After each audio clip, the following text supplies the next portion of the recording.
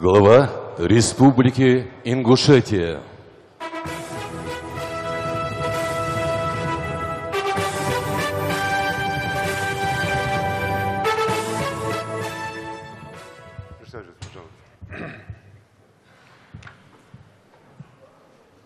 Дорогие жители республики, уважаемые депутаты, уважаемые приглашенные, 18 марта этого года состоялись выборы президента Российской Федерации. Это важнейшие политические события этого года. Жители республики на этих выборах продемонстрировали высокую активность, гражданское и политическое самосознание, проголосовав за сильную Россию, за позитивы, за те надежды, которые мы на протяжении многих лет возлагали и на руководство страны, и на глав регионов. Выборы прошли на высоком организационном уровне, и должен сказать, буквально на днях у меня была встреча в Москве. Ингушетия — один из немногих регионов, где выборы прошли без замечаний, без каких-либо жалоб. Поэтому, конечно, хочется сегодня выразить огромную благодарность тем, кто стоял за подготовкой выборов, проведением выборов, нашим жителям, которые проявили гражданское согласие и сознательность, и особо органам правопорядка, которые обеспечили высокую безопасность проведения выборов. Избрание президента страны – важный политический шаг, и, конечно, это динамика развития нашей страны на последующие годы. И не является какой-то новостью то, что президентом страны избран Владимир Владимирович Путин. Народ видит, жители видят те изменения, которые происходят на протяжении этих десятков лет, как страна преображается, и в каждом регионе происходят колоссальные изменения. Поэтому жители страны, в том числе жители нашей республики, отдали голос за Владимира Владимировича Путина. Это в истории наибольшее доверие президенту страны, и мы должны, конечно, поддерживая нашего президента, в том числе делать все, чтобы выполнить те поручения, те задачи, которые перед нами ставит президент. Президент страны Владимир Владимирович Путин отметил, что страна обеспечила устойчивость и стабильность практически во всех сферах жизни.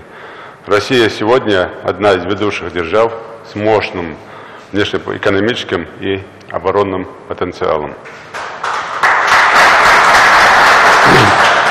Последние годы были для нас непростыми. Нашей стране пришлось столкнуться с целым рядом глобальных проблем. Тем не менее, страна нашла ресурсы не только для адекватного ответа этим вызовам, но и наметила новые перспективы развития и укрепления экономики. Определенных успехов добилась и наша республика. Назову главное, что нам удалось сделать в этих сложных условиях, ну и, конечно, подведу некоторые итоги ушедшего года. В 2017 году мы отмечали 25-летие образования нашей республики. Совместными усилиями органов всех ветвей власти и граждан мы сделали этот год памятным и по-настоящему ярким. По всей республике, за ее пределами, в течение года проведено множество масштабных мероприятий, приуроченных к памятной дате, которые сыграли важную роль в формировании позитивного имиджа республики. Состоялось открытие значимых объектов. Незабываемыми событиями стали юбилейные мероприятия, которые прошли в Государственном Кремлевском дворце, а вместе мы это отмечали с нашим братской Карачаево-Черкесией, совместно провели концерт. Это тоже является примером для многих регионов, как совместно можем проводить памятные мероприятия. Мы провели в Государственной Думе Федерального собрания Дни Республики, которые прошли на высоком организационном уровне. А также много мероприятий прошли в регионах Российской Федерации и в странах ближнего и дальнего зарубежья. Особое место в число знаковых событий года занимает многочисленные памятные мероприятия, посвященные 25-летию подвига, бессмертного подвига первого героя России Суланбека Асканова, а также открытие монументального памятника Суланбеку Асканову на месте совершения этого подвига в Липецкой области. Запоминающими событиями в рамках празднования 25-летия республики стал юбилейный 25-й чемпионат в России по вольной борьбе, в котором приняли участие свыше 350 сильнейших борцов из регионов России. Проведение данного чемпионата в республике является огромным спортивным событием как для нашего региона, так и для всего Северо-Кавказского округа, так как сборную страну в своем большинстве, конечно, представляют представители северокавказских республик. По нашему предложению, впервые в республике, как в одном из регионов СКФО, был проведен 5-й юбилейный форум СМИ. Форум прошел на высоком организационном уровне. В нем приняли участие не только представители средств массовой информации, ведущие специалисты, эксперты журналистики, но также руководители федеральных министерств и ведомств. Мы в очередной раз подтвердили, что в состоянии проводить крупные мероприятия высочайшего уровня. Убежден, что сегодня, через 25 лет становления, мы со всей ответственностью можем сказать: Ингушетия, как регион Российской Федерации, состоялась.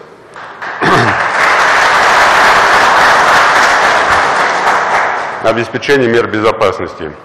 Основа комфортной жизни обществу, условия социально-экономического развития. Поэтому укрепление правопорядка – одна из ключевых задач, стоящая перед нашей республикой.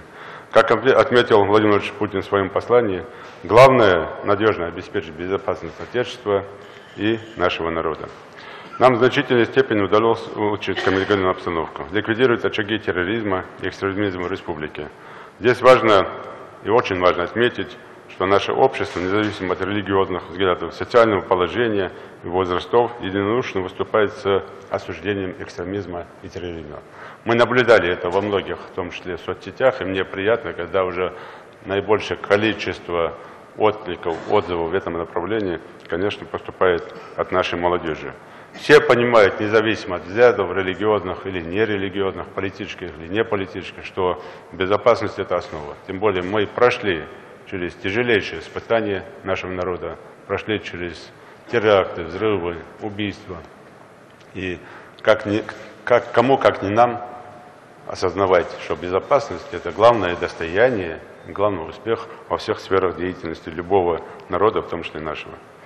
По уровню снижения преступности республика уже традиционно занимает ведущие позиции среди регионов страны. Это свидетельствует о том, что Ингушетия – один из самых безопасных регионов страны. Так, уровень преступности на 100 тысяч населения составил 334,3 пункта. По России это показали 4 раза, а по СКФО это 2 раза выше. Поэтому здесь хочется поблагодарить в первую очередь, конечно, правоохранительный блок, который делает все возможное для того, чтобы и обеспечить, и поддержать безопасность в нашей республике. Конечно, здесь мы с вами должны понимать, в том числе и общество играет огромную роль, главы муниципальных образований, различные комиссии, общественные организации, Институт уполномоченного по правам человека, ребенка и многие-многие другие, которые проводят колоссальную профилактическую работу среди населения. Поэтому всем огромное спасибо. Еще хочется отметить здесь огромную роль общественных институтов, таких как общественные советы при муниципальных образованиях, при главных муниципальных образованиях, в том числе общественные молодежные советы. Но говоря в целом о безопасности в рамках, как мы говорим, экстремизма и терроризма, конечно, мы с вами должны сегодня максимальный упор делать на экономическую безопасность. Здесь важно подчеркнуть, что органы правопорядка здесь усиленно работают. Мы не раз уже проводили свои закрытые совещания. И особый упор, да, было время, когда на экономическую безопасность не особо уделялось внимания. Теперь каждый чиновник, каждый руководитель должен понимать, сегодня этому направлению отводится особая роль.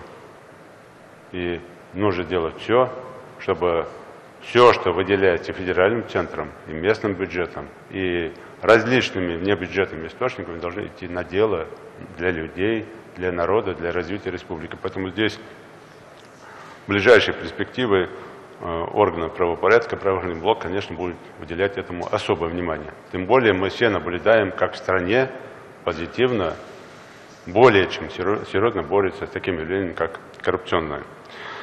Наше стремление к сохранению стабильности республики должно основываться на принципах единения общества, всеобщего согласия, независимо от национальности, политических взглядов и вероисповедания. Уважаемые депутаты, члены правительства, нам необходимо определиться с национальной идеей. Да, можно много говорить о идее, можно много по-разному рассуждать, какая она должна быть.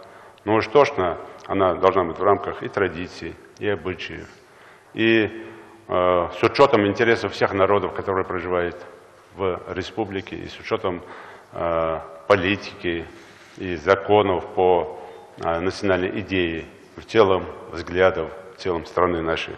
Поэтому здесь я просил бы и Министерство по делам национальности, и Управление внутренней политики с общественными институтами определиться, как мы дальше видим развитие республики. В том числе и опору на взгляды молодежи в этом направлении. Немаловажным фактором в развитии или формировании национальной идеи является в том числе и патриотизм, как военный, так и гражданский. Чувство гражданского долга. Поэтому просил бы над этим направлением поработать очень серьезно. Религия является традиционно фундаментальным фактором консолидации общества. Тем не менее, и сегодня, и вчера отдельные представители духовенства, не только как духовного управления мусульман, но и священнослужители, нарушают ключевой принцип своей деятельности – объединять людей. В одном из аятов Корана прописано: «Держитесь за веру Всевышнего и не разделяйтесь». Ну, конечно, можно по-разному читать, но главное, как понимать, что написано в любом священном писании. И я, конечно, сегодня, говоря о том, что мы много упускаем в рамках духовного, нравственного воспитания молодежи, в целом не только молодежи, но и жителей республики, конечно, делаю определенные надежды и возлагаю эти надежды на наше духовенство, на священнослужителей, которые не должны разделять людей на своих, на чужих, которые должны жестко противодействовать экстремизму, терроризму в любом проявлении. И, конечно, должны устойчиво и настойчиво работать с молодежью, с подрастающим поколением по духовно-нравственному воспитанию.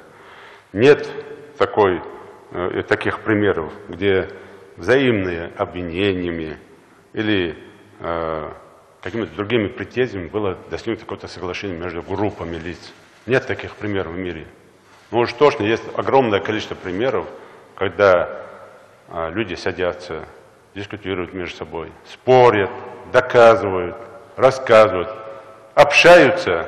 И через это есть много-много примеров, когда приходили отдельные группы или отдельные лица консолидации и каким-то уважительным отношением друг к другу. Поэтому сегодняшнее состояние республики в плане вот именно религиозного, конечно, меня удручает. И я надеюсь, что меня услышат все священнослужители.